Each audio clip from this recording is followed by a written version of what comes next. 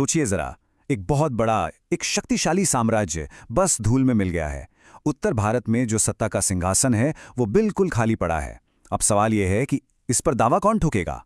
आज हम ठीक उसी दौर में चलने वाले हैं, हर्षवर्धन के आने से ठीक पहले का वो उथल पुथल भरा समय, जब चार बड़े राजवंश सत्ता के लिए एक दूसरे से बुरी तरह उलझे हुए थे।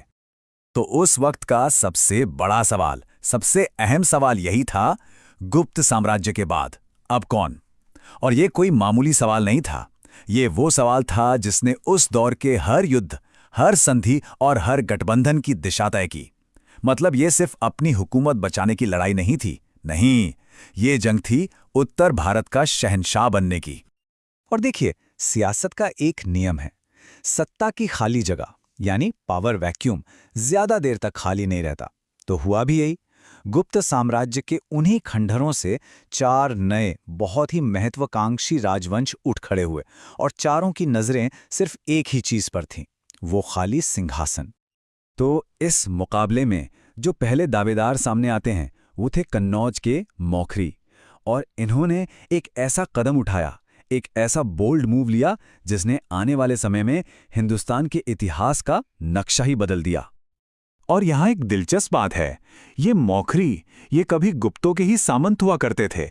सोचिए, उन्होंने गंगा घाटी के सबसे जरूरी इलाके कन्नौज को अपनी ताकत का नया सेंटर बनाया।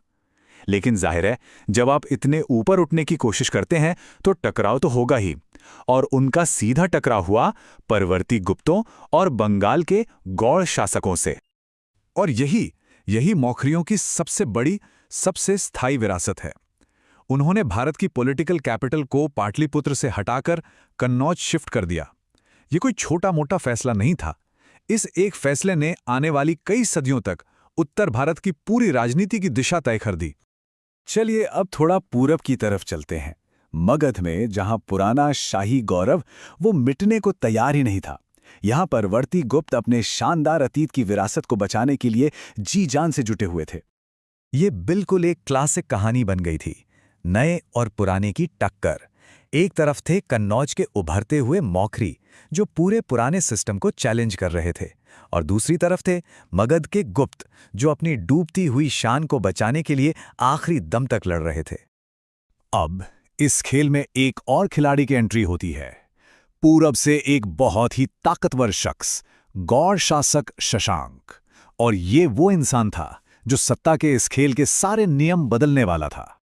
शशांक को हर्षवर्धन का सबसे बड़ा दुश्मन कहा जाता है, और सही भी है। उसने इस पॉलिटिकल लड़ाई को एक पर्सनल दुश्मनी में बदल दिया।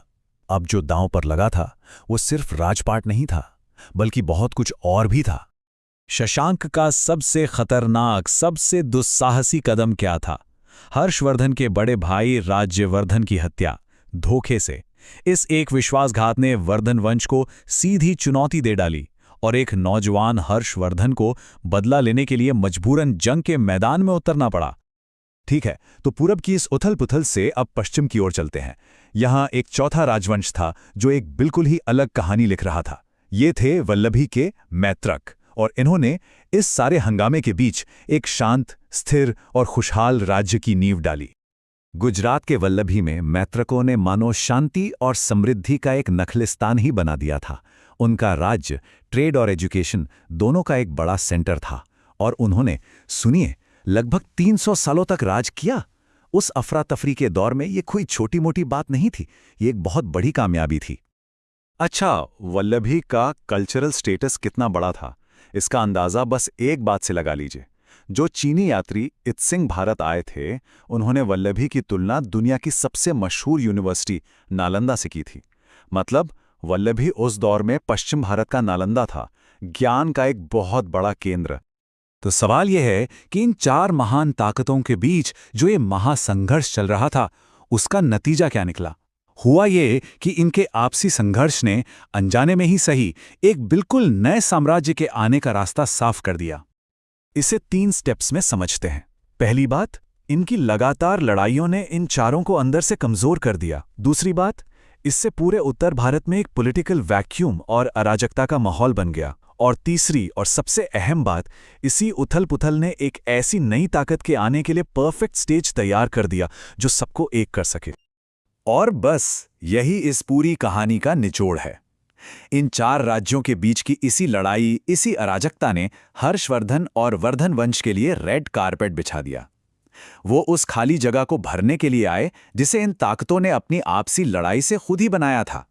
तो जब उत्तर भारत में सत्ता का ये खूनी खेल चल रहा था, एक सवाल तो मन में उठता है कि भाई दक्षिण में क्या हो रहा था? क्या वहां सब शांत था? नहीं, बिल्कुल नहीं। दक्षिण में महान राजवंशों का एक और ग्रुप अपनी अलग ही कहानी, अपनी अलग विरासत बना रहा था, और वो कहानी भी हर लिहाज से उतनी ही दिलचस्प है।